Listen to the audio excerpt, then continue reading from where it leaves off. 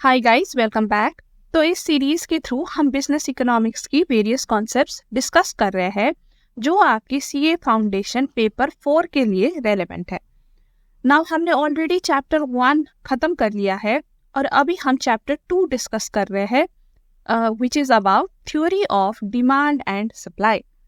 देखिए, हम already law of demand पढ़ चुके हैं, हमने इसमें ऑलरेडी वीडियो बनाई है।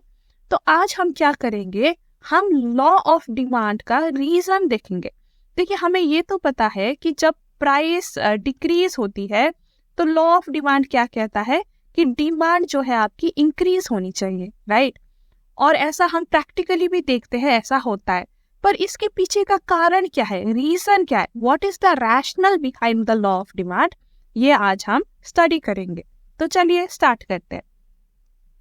नाउ डिफरेंट इकोनॉमिस्ट ने अपना अपना एक्सप्लेनेशन दिया है कि क्यों लॉ ऑफ डिमांड काम करती है। अब उनमें से कुछ प्रोमिनेंट एक्सप्लेनेशंस आर दीज 4। एक बार ओवरव्यू ले लेते हैं, फिर डिटेल में भी जाएंगे। देखिए, first explanation is the price effect, और इसमें भी 2 इफेक्ट काम करती है, substitution effect and income effect. Now the second reason is utility maximizing behavior of consumer.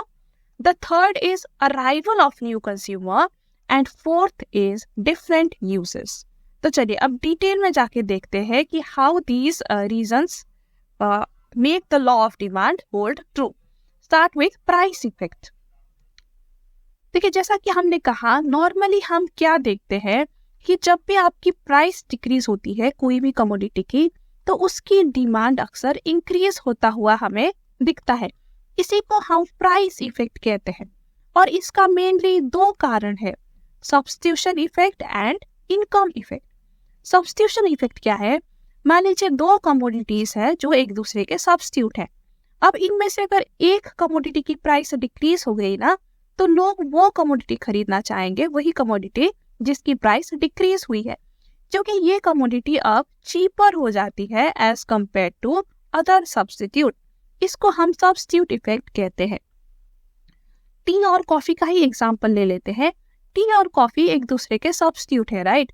ये यूजुअली एक ही पर्पस सॉल्व करते हैं। टी या कॉफी आप रिफ्रेशमेंट के लिए या ऐसे ब्रेक के लिए, ब्रेक में आप पीते हो, राइट। अब मान लीजिए करंटली दोनों की प्राइस सेम है, तो आप चाय पियो या कॉफी पियो, आपको कोई फर्क नहीं पड़ रहा। लेकिन इफ चाय की प्राइस ड्रॉप हो जाती है थोड़ी सी, तो क्या होगा कि सम कॉफी ड्रिंकर्स ये टी में शिफ्ट कर जाएंगे, क्योंकि अब चाय पीना उनको ज्यादा सस्ता पड़ गया, राइट। वो मनी सेव कर पाएंगे बाय ड्रिंकिंग टी, और क्योंकि ये सिमिलर पर्पस ही फुलफिल करते हैं तो उनको ज्यादा फर्क भी नहीं पड़ेगा। तो इस तरह से जब कोई भी एक सब्स्टिट्यूट की प्राइस गिर जाती है और लोग दूसरे सब्स्टिट्यूट छोड़ के ये जो प्राइस कम हुई है उसी सब्स्टिट्यूट पे आ जाते हैं, स्विच कर जाते हैं, तो इसको हम सब्स्टिट्यूशन इफेक्ट कहते हैं। और सब्स्टिट्यूशन इफेक्ट यहाँ पे टी की डिमांड इंक्रीज करा रही है, राइट। जिस कमोडिटी की प्राइस डिक्रीज हो रही है उसी कमोडिटी की डिमांड यहाँ पे इंक्रीज करा रही है। तो चलिए यही सब्स्टिट्यूशन इफेक्ट को हम एक बार थ्योरी में पढ़ लेते हैं। सब्स्टिट्यूशन इफेक्ट के Hicks and Allen have explained the law in terms of substitution effect and income effect. देखिए, हिक्स एंड एलन 2 इकोनॉमिस्ट थे और इन्होंने लॉ ऑफ डिमांड को सब्स्टिट्यूशन एंड इनकम इफेक्ट के बेसिस में डिफाइन किया हुआ है, एक्सप्लेन किया हुआ है। वो कहते हैं कि when the price of a commodity falls, it becomes relatively cheaper compared to other commodities whose price have remained stable. ठीक है, जब एक कमोडिटी की प्राइस फॉल करती है तो वो रिलेटिवली चीपर हो जाती है, and this creates an incentive for consumers to substitute the cheaper commodity for others that are relatively more expensive. So जो चीपर है लोग उसमें स्विच कर जाते हैं। The substitution effect is always positive, it will always cause more to be demanded. जिस चीज की प्राइस डिक्रीज हो रही है उस चीज की सब्स्टिट्यूशन इफेक्ट पॉजिटिव होती है, यानी कि उस चीज की डिमांड ज्यादा होती है, ठीक है। Now the substitution effect will be stronger when there are certain cases जहां पे सब्स्टिट्यूशन इफेक्ट स्ट्रॉन्ग होती है। तो ये कौन कौन से केसेस है? 1, when the goods are closer substitute, देखिए अगर गुड्स बहुत क्लोज सब्स्टिट्यूट है, वो ऑलमोस्ट सिमिलर काम करती है या सिमिलर सेटिस्फैक्शन देती है, तो सब्स्टिट्यूशन इफेक्ट ज्यादा स्ट्रॉन्ग होती है। जैसे टी और कॉफी के केस में स्ट्रॉन्ग सब्स्टिट्यूशन हमें देखने को मिलता है। लेकिन अगर मैं टी और प्रोटीन शेक की सब्स्टिट्यूशन इफेक्ट की बात करूं, ठीक है, तो ये ज्यादा स्ट्रॉन्ग नहीं होती, क्योंकि ये क्लोज सब्स्टिट्यूट नहीं है। टी का अलग पर्पस है, राइट। टी हम ऐसे फ्रेश होने के लिए, रिफ्रेशमेंट के लिए पीते, लेकिन प्रोटीन शेक हम स्पेशली अपना प्रोटीन इंटेक बढ़ाने के लिए या अपनी बॉडी के लिए पीते हैं। सो इन दोनों का पर्पस अलग है, ये क्लोज सब्स्टिट्यूट नहीं है। सो इनमें हमें इतना स्ट्रॉन्ग सब्स्टिट्यूशन इफेक्ट नहीं देखने को मिलता है। So you understood point 1, right. Now another reason when substitution effect is stronger is when there is lower cost of switching to substitute goods। देखिए आप एक गुड से दूसरे गुड में स्विच करना चाहते हो, लेकिन स्विच करने का कॉस्ट बहुत ज्यादा है, तो उस केस में भी सब्स्टिट्यूशन इफेक्ट स्ट्रॉन्ग नहीं होता। आपको मैं एक एग्जांपल देती हूँ। मान लीजिए आपके घर के पास में 2 सुपरमार्केट है। सुपरमार्केट ए जो 5 मिनट्स डिस्टेंस में है और सुपरमार्केट बी जो 30 मिनट्स के डिस्टेंस में है। अब आप नॉर्मली ए सुपरमार्केट से ही चीजें खरीदते हो, ठीक है, लेकिन आपके फ्रेंड ने कहा कि बी में ज्यादा सस्ती मिलती है चीजें and you want to switch. लेकिन आप देखो ए में तो आप इजीली 5 मिनट में पहुंच सकते थे, वॉक करके भी पहुंच सकते हैं, लेकिन बी जाने के लिए शायद आपको व्हीकल लेना पड़े, क्योंकि ये हाफ एन आवर दूर है, राइट। तो यहाँ पे एक तो आपका ट्रैवलिंग कॉस्ट आ जाता है, ट्रैवलिंग टाइम आ जाता है, ठीक है। और मान लीजिए आप ए में इतने सालों से ए से खरीद रहे हो, तो यहाँ पे आपका कोई रिवॉर्ड प्रोग्राम भी होगा, राइट। आप यहाँ पे पॉइंट्स आपके कलेक्ट हो रहे होंगे, तो अगर आप ए से बी में स्विच करोगे तो ये पॉइंट्स भी आपको फॉरगो करनी पड़ेंगी। So this is also a cost. तो ए से बी में स्विच करने के लिए आपने देखा कि कई सारे कॉस्ट एंड इनकन्वीनियंस आपको हो रही है, तो you will think before switching, right. तो ये आपका सब्स्टिट्यूशन इफेक्ट थोड़ा सा कमजोर करा देता है। लेकिन मान लीजिए आपको नेटफ्लिक्स से अमेजोन में स्विच करना है, ठीक है। नेटफ्लिक्स आप स्ट्रीमिंग सर्विस आप ले रहे हो, इसकी अभी आपकी मैथ खत्म होने वाली है इसकी, so you want to switch to Amazon. अब इसमें आपकी कोई कॉस्ट नहीं है, जब इसका आपका खत्म हो जाएगा टाइम, आप easily you can switch to Amazon. तो इस केस में सब्स्टिट्यूशन इफेक्ट ज्यादा स्ट्रॉन्गर आपको दिखाई देता है, जहां पे कॉस्ट नहीं होती स्विच करने की। नाउ द थर्ड पॉइंट जब सब्स्टिट्यूशन इफेक्ट ज्यादा स्ट्रॉन्ग होती है, that is when there is lower inconvenience while switching to substitution goods. क्या कोई इनकन्वीनियंस नहीं है तो आप इजीली स्विच कर सकते हो, लेकिन अगर इनकन्वीनियंस है तो अगेन थोड़ा सा हर्डल होता है स्विच करने में। फॉर इंस्टेंस अगर मैं एग्जांपल दूं, तो आप अपना स्मार्टफोन बदलना चाहते हो, ठीक है। पहले आप ब्रांड ए यूज कर रहे थे, अब आप ब्रांड बी यूज करना चाहते हो, लेकिन ब्रांड बी का ऑपरेटिंग सिस्टम कुछ और है जो आपने पहले नहीं यूज किया, तो इसको यूज करने में आपको थोड़ा सा इनकन्वीनियंस तो होगा। अगेन मान लीजिए ए से बी में इजीली डाटा ट्रांसफर भी नहीं हो रहा, आपको मैनुअली डेटा ट्रांसफर करना पड़ रहा है, inconvenience, right. So you will think before switching. लेकिन अगर ए और सी में आप स्विच कर रहे हो और ऑपरेटिंग सिस्टम भी सेम है और सारा डेटा ऑटोमेटिकली ट्रांसफर हो रहा है, so it is convenient for you to switch, so you will switch, ठीक है। तो इस तरह से कन्वीनियंस भी एक फैक्टर प्ले करता है आपका सब्स्टिट्यूशन इफेक्ट को स्ट्रॉन्ग या वीक बनाने में। So you've understood substitution effect, I think, right? Now let's move on to next effect, that is income effect. Now another effect जो price effect में role play करती है, that is income effect. अब क्या होता है ना, जब भी किसी चीज की प्राइस डिक्रीज होती है, तो with the same income you can buy more quantity of that product, right? और इसकी वजह से उस क्वांटिटी की, उस प्रोडक्ट की डिमांड इंक्रीज हो जाती है। फॉर इंस्टेंस मान लीजिए आप अभी इंटर्नशिप करते हो एंड ₹100 पर डे आप कमाते हो, ठीक है, और ये पूरा पैसा आप लगा देते हो चॉकलेट खरीदने में।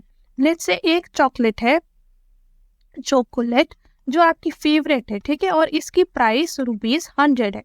सो आपकी कमाई से अभी आप एक चॉकलेट खरीद पा रहे हो, लेकिन लेट्स से इसकी प्राइस डिक्रीज हो गई है to ₹50। Now with the same income आप 2 चॉकलेट खरीद पा रहे हो, राइट।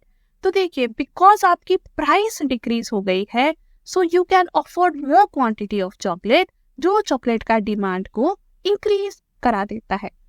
अब यहाँ पे देखा जाए तो आपकी कोई इनकम में इंक्रीज तो नहीं हुई है, right, there is no increase in income, लेकिन आपकी परचेजिंग पावर में इंक्रीज हो गई है।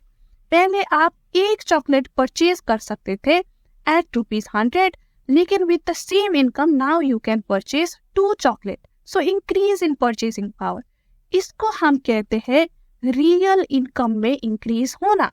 नॉमिनल इनकम इज स्टिल 100, ठीक है, nominal income is the same, still ₹100, कोई चेंज नहीं आया नॉमिनल इनकम में, लेकिन रियल इनकम आपकी इंक्रीज हो गई है, आपकी परचेजिंग पावर इंक्रीज हो गई है, जिसकी वजह से you can afford to buy more of that commodity which increases the demand for that commodity.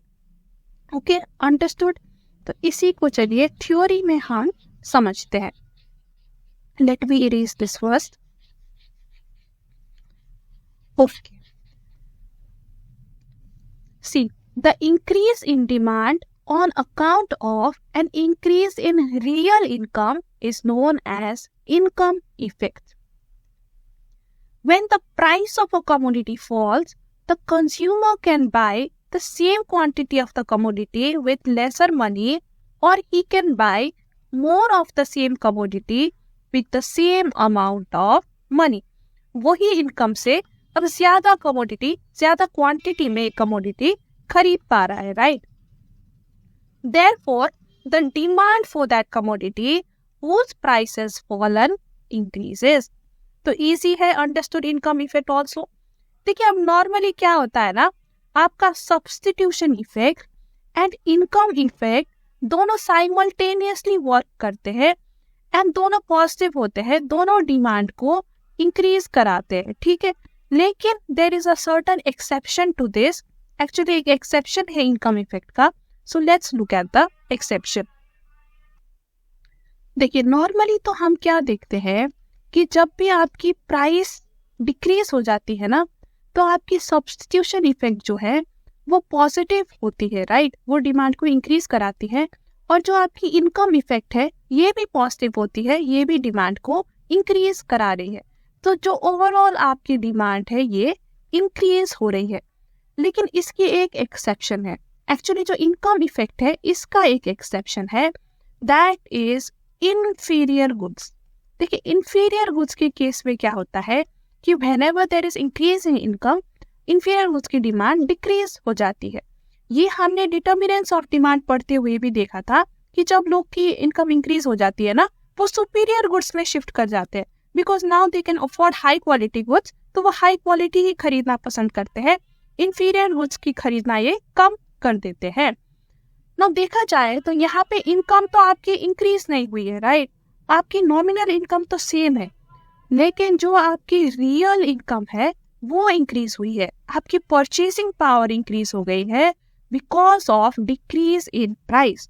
तो इस केस में भी जो आपका इनकम इफेक्ट है ये नेगेटिव होता है फॉर इंफीरियर गुड्स। देखिए इसको एक एग्जांपल से समझते हैं तो आपको ज्यादा समझ आएगा। मान लीजिए आप सीरियल खाते हैं ब्रेकफास्ट में, ठीक है, और एक इंफीरियर क्वालिटी का सीरियल अभी आप खाते हो, इसकी प्राइस है ₹20 पर पैकेट, और एक सुपीरियर क्वालिटी सीरियल भी है जिसका प्राइस है ₹40 पर पैकेट, और लेट्स से आपके पास ₹100 है स्पेंड करने के लिए ऑन सीरियल। सो फिलहाल आप क्या करते हो, आप 5 पैकेट इंफीरियर क्वालिटी सीरियल खरीद लेते हो, सुपीरियर क्वालिटी आप खरीदते नहीं। सो टोटल में 5 पैकेट खरीद लेते हो एंड ये आपको 1 महीने के लिए आपके लिए इनफ हो जाता है। नाउ लेट्स से जो ये इंफीरियर क्वालिटी सीरियल है इसकी प्राइस डिक्रीज हो गई है ₹10, सुपीरियर क्वालिटी की प्राइस सेम है। अब देखिए now at ₹100 you can afford 10 packets of inferior quality serial, right, तो आप 10 खरीद सकते हो, लेकिन आप ऐसा नहीं करते। आप क्या करते हो, आप 4 पैकेट इंफीरियर क्वालिटी खरीद लेते हो ₹4.40, राइट, एंड जो रिमेनिंग ₹60 है उससे आप क्या करते हो, एक सुपीरियर क्वालिटी खरीद लेते हो, बिकॉज आप अफोर्ड कर सकते हो, राइट। इसकी प्राइस सिर्फ 40 है, तो 60 रुपीज में you can afford 1 superior quality serial. So total आपका हो गया 5। पहले भी 5 पैकेट, अब भी 5 पैकेट। लेकिन 5 पैकेट में देखिए अभी सिर्फ 4 पैकेट ही इंफीरियर क्वालिटी सीरियल है और 1 पैकेट सुपीरियर क्वालिटी सीरियल है, राइट। तो इस तरह से आपने देखिए कि जब आपका परचेजिंग पावर इंक्रीज हुआ, आपकी रियल इनकम इंक्रीज हो गई, तो आपने इंफीरियर क्वालिटी की डिमांड 5 से 4 कर दिया। You decrease demand just because price decrease हो गई। प्राइस डिक्रीज होने से आपकी परचेजिंग पावर इंक्रीज हो गई, है ना। सो आई होप यू अंडरस्टूड कि कैसे प्राइस डिक्रीज होने से आपने इंफीरियर गुड्स की डिमांड क्या कर दी, डिक्रीज कर दी इंस्टेड ऑफ इंक्रीजिंग। सो यहाँ से हमें क्या पता चला कि इंफीरियर गुड्स के केस में जो इनकम इफेक्ट है वो नेगेटिव होता है, राइट। लेकिन सब्स्टिट्यूशन इफेक्ट स्टिल पॉजिटिव ही होता है। आप कहोगे कैसे? देखिए, 2 ब्रांड ऑफ इंफीरियर सीरियल है, ए एंड बी, दोनों इंफीरियर है, ठीक है। अब ए की प्राइस डिक्रीज हो गई तो लोग बी से ए में शिफ्ट करेंगे ना, दोनों इंफीरियर ही है। जब इंफीरियर ही लेना है तो सस्ता वाला ही ले ले, right. So substitution effect is still positive but income effect is negative. तो डिमांड का क्या होगा? देखिए, आंसर इज इट डिपेंड्स। अगर सब्स्टिट्यूशन इफेक्ट ज्यादा स्ट्रॉन्ग है, ठीक है, तो डिमांड इंक्रीज होगा व्हेन प्राइस डिक्रीजेस। लेकिन अगर इनकम इफेक्ट ज्यादा स्ट्रॉन्ग है, नेगेटिव इनकम इफेक्ट ज्यादा स्ट्रॉन्ग है, तो डिमांड डिक्रीज होगा। Okay, you understood. तो इसी चीज को हम एक बार थ्योरी में पढ़ लेते हैं। In case of inferior goods the income effect works in the opposite direction to the substitution effect, ठीक है, इनकम इफेक्ट नेगेटिव हो जाता है। So in case of inferior goods the expansion in demand due to a fall in price will take place only if the substitution effect outweighs the income effect. So price and decrease होने से demand increase तभी होगा जब आपका substitution effect is stronger than the negative income effect, ठीक है। अगर substitution effect is strong तो क्या होगा? demand increase होगा। अगर negative income effect is strong तो डिमांड डिक्रीज होगा। So I hope you understood this exception. Now coming to the second rationale behind the law of demand, that is utility maximising behaviour of consumer. देखिए, अभी आपने utility नहीं पढ़ी है तो आपको ये थोड़ा अंडरस्टैंडिंग में डिफिकल्ट हो सकता है। यूटिलिटी हम पढ़ेंगे चैप्टर 3 में, तो तब आपको ये ज्यादा इजीली समझ आएगा, लेकिन still I will try to explain. देखिए, ये सेकेंड रैशनल क्या कहता है कि कंज्यूमर जब कोई भी प्रोडक्ट खरीदता है ना, लेट्स से वो ₹50 का एक प्रोडक्ट खरीदता है, ठीक है, तो उसको सेटिस्फैक्शन तभी मिलेगा जब उसे लगेगा कि मेरी ये ₹50 जस्टिफाई हो गई, ठीक है। तो अगर उसे 50 के बराबर का ही सेटिस्फैक्शन मिलेगा देन कंज्यूमर इज हैप्पी। अब मान लीजिए आपको अभी बहुत आइसक्रीम की क्रेविंग हो रही है, ठीक है, और आपने ₹50 में एक कप आइसक्रीम खरीद लिया। सो ये फर्स्ट कप को तो आप बहुत ज्यादा इंजॉय करोगे, ठीक है, यू आर टोटली सेटिस्फाइड। लेकिन एक फर्स्ट कप खाने के बाद अगर मैं आपको सेकंड कप भी दूं तो मे बी आप ना लो, क्योंकि आपकी सेटिस्फैक्शन कंप्लीट हो गई फर्स्ट कप में, राइट। तो आपको वर्थ इट ना लगे कि मैं दोबारा ₹50 दे के एक सेकेंड कप आइसक्रीम भी खरीदूं। लेकिन अगर मैंने कहा कि मैं सेकेंड कप आपको ₹30 में दे दूंगी, so in this case maybe आप इंड्यूस हो जाओगे खरीदने में, क्योंकि आपको लगेगा कि हाँ 30 बराबर का सेटिस्फैक्शन तो मुझे सेकेंड कप देगा। सो देखिए, जब आप प्राइस डिक्रीज कर रहे हो ना, तो कस्टमर को लग रहा है कि ये डिक्रीज प्राइस के बराबर उसको सेटिस्फैक्शन मिल रहा है when he is buying the second और द थर्ड कप। तो ये भी एक कारण होता है कि जब आप प्राइस डिक्रीज करते हो ना, तभी लोग इंड्यूस होते हैं सेकेंड एंड थर्ड टाइम खरीदने में। सेम प्राइस में लोग इंड्यूस नहीं होते सेकेंड एंड थर्ड टाइम खरीदने में, ठीक है। सो ये चीज थ्योरी में लिखी हुई है, तो एक बार इसको देख लेते हैं। सी, a consumer is in equilibrium, he maximizes his satisfaction when the marginal utility of the commodity is equal to its price. देखिए मार्जिनल यूटिलिटी को अभी आप सिंपली सेटिस्फैक्शन समझिए, ठीक है. सो जब प्राइस के बराबर का उसका सेटिस्फैक्शन मिल जाता है कंज्यूमर को, तो तब वो इक्विलिब्रियम में है. According to Marshall, the consumer has diminishing utility for each additional unit of commodity. देखिए जितना सेटिस्फैक्शन उसको फर्स्ट कप में मिल रहा है ना, सेकेंड एंड थर्ड कप में उतना नहीं मिलेगा, थोड़ा कम हो जाता है सेटिस्फैक्शन, ठीक है. उसको हम कहते हैं diminishing utility. And therefore he will be willing to pay only less for each additional unit. So second and third unit भी आपको खरीदना है उसी टाइम पे, ठीक है. तो अगर प्राइस कम हो तभी आप इंड्यूस होगे खरीदने में, वरना आप इंड्यूस नहीं होंगे. So a rational consumer will not pay more for less satisfaction. He is induced to buy additional units only when the prices are lower. तो जब आप लोअर कर दोगे तो तब वो एडिशनल खरीदेंगे और तब डिमांड बढ़ेगा. सो डिमांड बढ़ाने के लिए आपको प्राइस को डिक्रीज करना पड़ेगा, ठीक है. तो ये सेकेंड रैशनल ऐसा कहता है. See the operation of diminishing marginal utility and the act of consumer to equalise the utility of the commodity with its price result in downward sloping demand curve, ठीक है. ये सिंपली कह रहा है कि जब आप प्राइस डिक्रीज करोगे तभी जाके लोग डिमांड करेंगे. सो इस कारण से आपका डिमांड कर्व डाउनवर्ड स्लोपिंग होता है. तो ये एक दूसरा जस्टिफिकेशन है कि क्यों प्राइस डिक्रीज करने पे डिमांड इंक्रीज होती है. Okay, so now let's move on to the third rationale. Now the third rationale is arrival of new consumers. देखिए when the price of a commodity falls, more consumers start buying it because some of those who could not afford to buy it earlier may now be able to buy it. Simple सा logic है, ठीक है. एक chocolate का price पहले ₹100 था, ठीक है. आपको ये चॉकलेट बहुत पसंद था, लेकिन आपके पास सिर्फ ₹50 हुआ करता था इस टाइम पे, तो आप ये खरीद नहीं पाते थे. अब इन्होंने चॉकलेट की प्राइस डिक्रीज कर दी ₹2.50. Now you are able to afford it. So you have become the new consumer of the product. आप पहले नहीं थे इसके प्रोडक्ट के कंज्यूमर, राइट, लेकिन अब हो गए. और आप जैसे कई बच्चे हैं जो पहले शायद नहीं खरीदते जब ₹100 था, लेकिन जब ₹50 हो गया है तो वो अफोर्ड कर पा रहे हैं, तो वो खरीद रहे हैं. तो इस तरह से न्यू कंज्यूमर्स आ गए हैं उस प्रोडक्ट के, जिसके वजह से उसकी डिमांड इंक्रीज हो रही है. This raises the number of consumers of a commodity at lower price, and hence the demand for the commodity in question increases.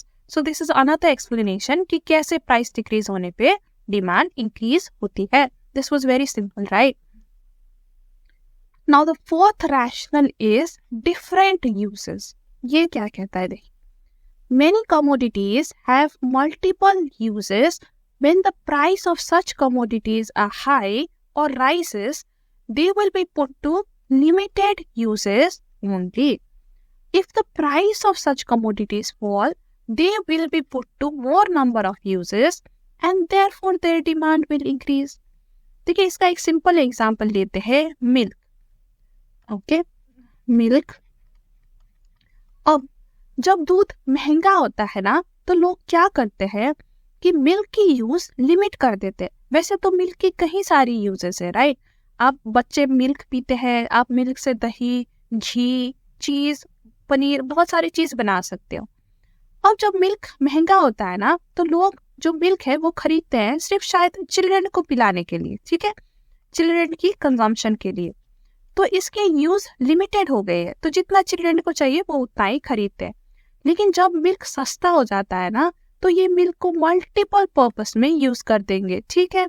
घी बनाना हो, ओके, कर्ड बनानी हो, लस्सी बनानी हो, तो मल्टीपल पर्पस के लिए यूज करना स्टार्ट करेंगे. And for this multiple purpose उनको ज्यादा मिल्क खरीदने की जरूरत होती है, राइट. सो प्राइस डिक्रीज होने से मिल्क की डिमांड इंक्रीज हो रही है, because now milk is being used for various purposes. So it was as simple as that. Thus, increase in the number of uses consequent to fall in price make the buyer demand more of such commodities, making the demand curve slope downward. So you've understood this also, right?